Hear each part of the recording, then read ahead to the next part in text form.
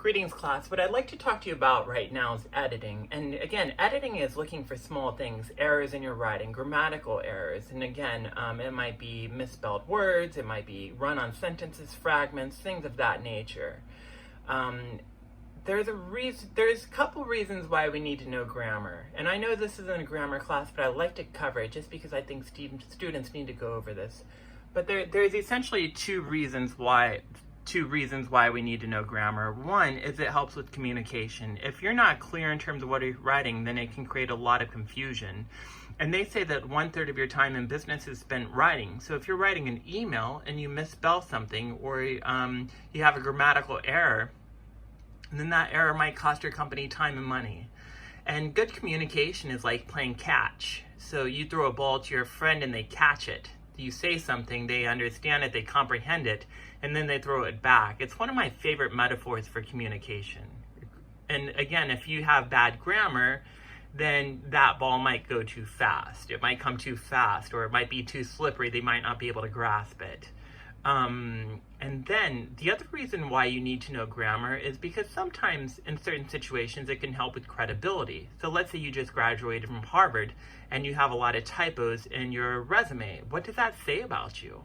It might say, how much did your parents pay for you to go to college? To pay to get you into college. So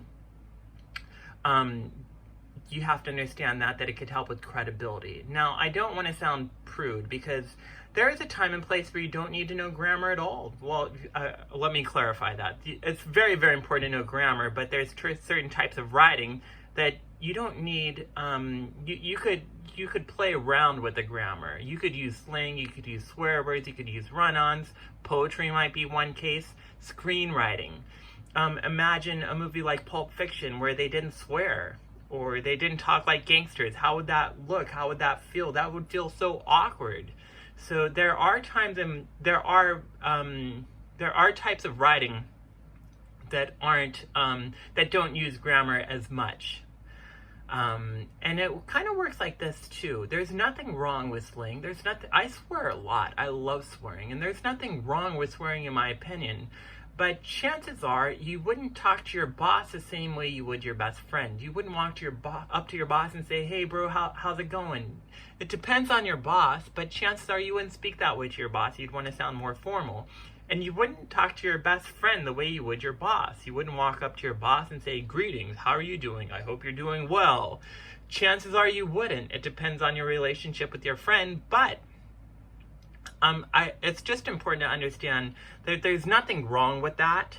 There's nothing wrong with run-ons or fragments. It's just a convention, but there is a time and place to know how to use them, and one is academic writing. So I have some grammatical errors on the board here. One is a very famous sentence that says, "Please eat grandpa."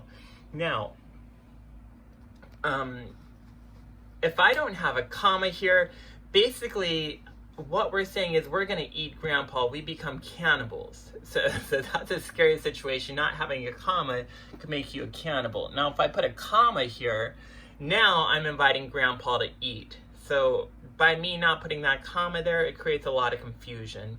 The next sentence I have says a panda eats, shoots, and leaves. This is actually the name of a grammar book, one of my favorite ones actually. And if you look at this sentence, for what it is, we're talking about a bad panda here. This panda walked in the restaurant, he ate, he shot the place up, and he left.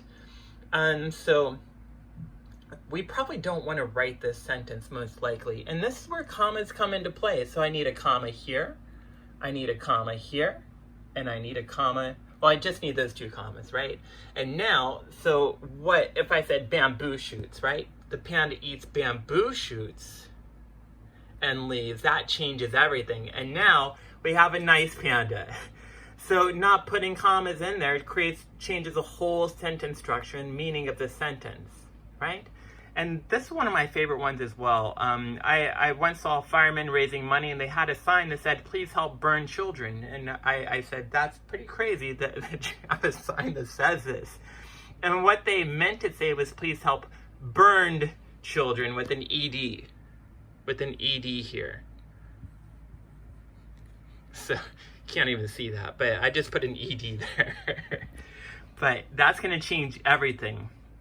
And like I said originally, when I started this video, having improper grammar can cost your company time, money, and sometimes embarrassment. So I hope this video helps. What I'll do on Canvas is I'll put up a website that goes over some commonly misspelled words.